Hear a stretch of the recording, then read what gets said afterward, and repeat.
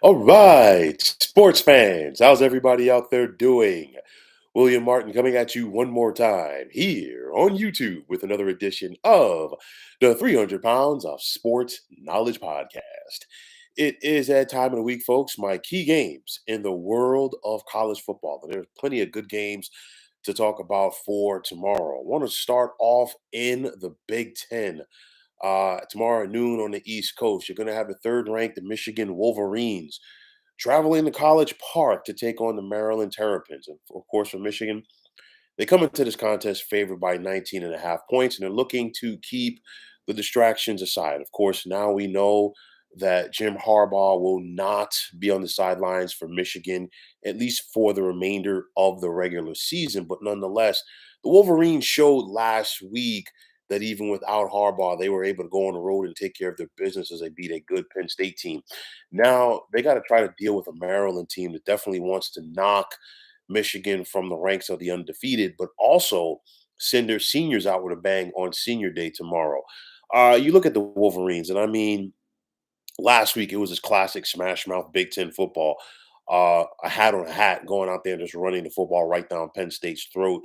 And I think Michigan's going to try to do the same tomorrow with that stellar offensive line and running back Blake Corum. The Wolverines also have the top defense in the nation, and they're going to go out there and look to make life tough for the veteran quarterback from Maryland. I'm talking about Talia Tagovailoa. It's a scenario. I think College Park will be electric. I think Maryland will be game, but Michigan is clearly the better team. And because of that, I'm going to take the Wolverines tomorrow by the score of 34-17.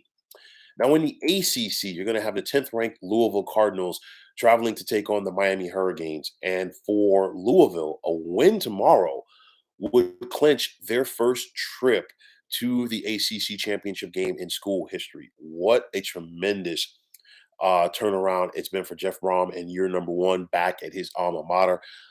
You look at quarterback Jack Plummer, but more importantly, the weapons around Jack Plummer with Jawar Jordan running the football so effectively and Jamari Thrash at wide receiver.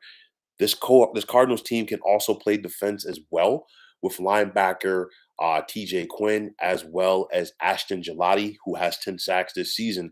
And of course, now Tyler Van Dyke is back as starting quarterback for Miami. He's been up and down all season long.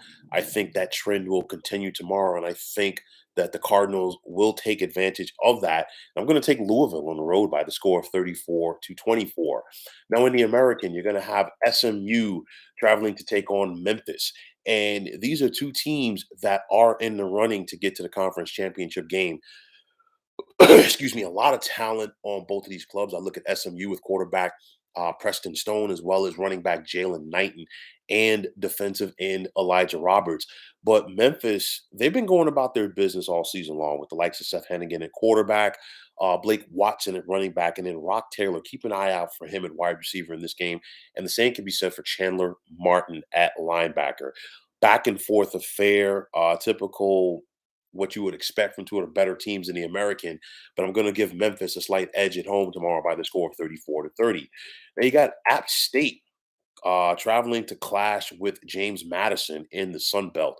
And this is a sad story. And I say this because James Madison is rolling, but thanks to the NCAA, they won't be participating in the Sun Belt Championship game, in spite of the fact that they are one of the few unbeatens left in the nation.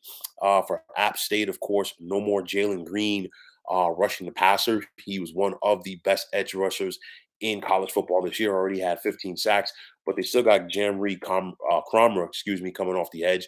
You got linebacker Aiden Fisher, you got quarterback Jordan McLeod, and wide receiver Reggie Brown. And I think this James Madison team is a feel-good story in spite of what the NCAA is doing to them. Now, for App State to go on the road and pull off the upset, they are a 10-point underdog. Quarterback Joey Aguilar is going to have a solid game, and then running back Nate Noel as well.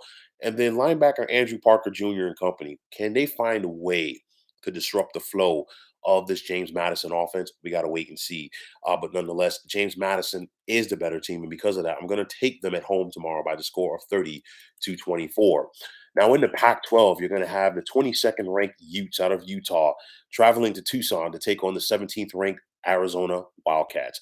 The Cats come into this contest favored by one, and they got their work cut out for them, but they still have a legitimate chance to get to Vegas for the conference championship game.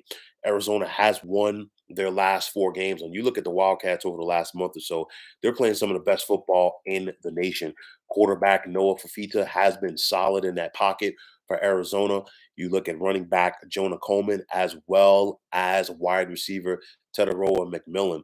Defensively, with Taylor Upshaw and Jacob Manu up in that front seven, the Wildcats know how to get after you defensively. And excuse me, it might not be the desert swarm of Dick Tomey from another generation. But nonetheless, Arizona's playing some defense. Now, for Utah, they got to play spoiler right now because they lost a tough one on the road to Washington last week. And the Utes were looking to make it 3 straight Pac 12 championships. But this team has a lot of character, has a lot of moxie. And for Arizona to win this game at home tomorrow, they're going to have to pack a lunch. Bryson Barnes, you look at him statistically and you say, hey, you know what? He's not going to beat us. But guess what? This young man knows how to go out there and make those key plays. Utah, they just simply try to out physical people in the trenches on both sides of the football. Offensively, opening it up for the likes of running back Jaquindon Jackson and then Jonah Ellis. He's going to hear his name called early next spring in the NFL draft for his ability to rush the passer. And then on top of that, as a whole, this Utes defense is 15th in the nation. Arizona's going to have to work for it, but I'm going to give the Wildcats the slight edge at home tomorrow by the score of 27-23. Now, in the SEC, you're going to have the top ranked team in the land, and I'm talking about the Georgia Bulldogs traveling to Knoxville to take on the 18th ranked Tennessee Volunteers. The Dogs come into this contest favored by 10, and this is going to be a hostile environment tomorrow as Tennessee looks to pull off the upset. Now, Tennessee was close to upsetting Alabama a couple of weeks ago. They got off to the 20-7 start, led 20-7 at halftime, and then the second half was all Alabama. That game was at Bryant Denny in Tuscaloosa. This one is at home, but Tennessee is still going to have to start fast. You figure it's going to be 100 and some odd thousand people there at Neyland Stadium tomorrow. You want to give them something to cheer about. They're going to be electric. They're going to do their part to try to help you go out there and pull off the upset. But I think it's important for the Volunteers to start fast and keep this crowd in the game. How do you do that?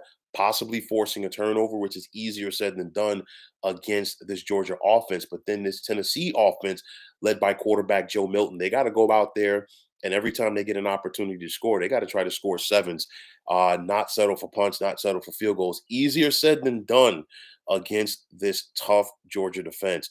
Running back Jalen Wright for Tennessee and wide receiver Squirrel White. What are they going to be able to do against this Georgia defense? We got to wait and see. But then Carson Beck at quarterback for Georgia. Like I said, at this point in the year, he's a seasoned vet. You know, he's got his sea legs on him, if you will.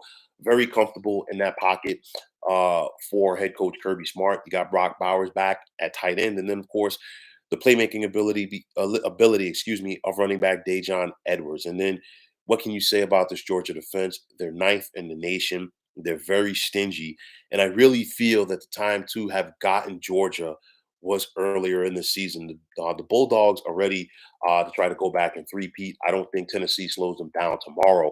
And because of that, I'm going to take the Bulldogs on the road by the score of 30-20. Now, in the Mountain West, you got UNLV making the trip to Fort Collins to take on Air Force. And for, you got first place in the Mountain West on the line. This also could be a conference title game preview. For me, UNLV has been one of the feel-good stories of this college football season. What a turnaround that has been under head coach Barry Odom. And the Rebels got a good team. You look at quarterback Jaden Mayava. You look at running back Vincent Davis Jr., wide receiver Ricky White, and linebacker Jackson Woodard. These are just some of the leaders and impact players on this UNLV squad. Now, for the Falcons, they're looking to get back on track after dropping their last two, of course, getting blown out by Army in Denver, and then last week losing to Hawaii. Air Force, they got to play better. The bottom line is they got to establish their run game, and that's the bread and butter for what the Falcons can do. And if they don't do that, it's going to be a long afternoon. UNLV is playing some good football right now, and I think the Rebels get the road win tomorrow by the score of 30-20. Now, back in the, pardon me, just starting off with the Big 12 here, excuse me. You got the 21st ranked K-State Wildcats making the short trek in-state to Lawrence to take on the 25th ranked Jayhawks of Kansas. The Wildcats come into this contest excuse me, favored by 10 points over their in-state brethren, and they're also still in the running to get to Arlington for the Big 12 championship game. I love the running attack of K-State with DJ Giddens and quarterback Will Howard. And then for Kansas, they got to try to find a way to bounce back after that upset loss at home last Saturday, courtesy of Texas Tech. Jason Bean and company on offense. I know he got injured last week, but can he and this crew get back on track and try to keep up with Kansas? I'll tell you like this, pardon me, with Kansas State. This is going to be a back and forth game. Typically, when it's an in-state rival, typically when it's rivalries, period, you throw the rule book out the window, and I think that's what's going to happen tomorrow. But nonetheless, I'm going to take Kansas State on the road by the score of 30-27. Now, in the Pac-12 tomorrow night, this is going to be a good one. I'm surprised it's not getting more press nationally. I'm not surprised. That's a story for another day, but nonetheless, you got the fifth-ranked Washington Huskies traveling to Corvallis to take on the 12th ranked Oregon State Beavers. Beavers come into this contest favored by a point over their Pac 12 brethren. And for Washington, they've had some close calls in recent weeks, but the Huskies have been able to survive. And nonetheless, they are still among the ranks of the undefeated in college football this season. You look at this offense for the Huskies, when they are rolling, they're rolling with Michael Penix Jr. at quarterback, and of course, two of the best receivers in the nation. And I'm talking about Rome Odunze and Jalen Polk. Running back Dylan Johnson, what is he going to do against this Oregon State defense? We got to wait and see. Now, for the Beavers, you got DJU. He's given them some stability at the quarterback position. And then you also look at running back Damian Martinez. But then for me, I'm looking at this Oregon State defense with Easton Mascarenas Arnold at linebacker and then Andrew Chatfield Jr. at linebacker as well. Night games, or like late games rather, in Corvallis can be tough at times. And I don't think that enough people nationally are giving Oregon State enough credit. For me, it's been a while since the Pac-12 has gotten to the college football playoff, and it's part of it is just due to the fact that all of those teams beat up on each other so much with that 9-game conference slate. Very hard to go undefeated in a college football season, and I think Washington finds that out tomorrow night. Thus, I'm going to take Oregon State at home tomorrow to pull off the upset, 31-30. And finally, in the Big 12, you're going to have seventh-ranked Texas traveling to Ames to take on the Iowa State Cyclones. And of course, for Texas, they're looking to avoid the upset. They come into this contest favored by 7.5. But I want to see what the Longhorns are going to look like offensively. Of course, no Jonathan Brooks, as he's out with a knee injury, but you got CJ Baxter. You got Quentin Ewers back at quarterback as well to try to smooth things out for this Texas offense. And then the likes of Jalen Ford on defense. But will this Texas defense be able to slow down Iowa State quarterback Rocco Beck? We got to wait and see. For me, it's Texas. It's one of those teams where they get up for the big time opponents, and sometimes they can play down, and sometimes they can sleepwalk. They allowed TCU to come back and make that a game last week. So I really want to see if Texas is going to be able to put it together for 4 quarters, and they're going to need to, because night games in Ames are not easy, regardless of Iowa State's record. And Texas needs to be ready for that. I think Steve Sarkisian and company will do enough. It won't be easy, but I think that Texas finds a way to get out of Iowa State with the win. And I'm going to take the Longhorns by the score of 30-24. So, folks, those are my picks for tomorrow in the world of college football. And as always, I want to take this time out to thank you for tuning into the 300 Pounds of Sports Knowledge podcast here on YouTube. I want to take the time out to thank all of you fine folks out there for tuning in. And if you have not already, please feel free to subscribe to this channel.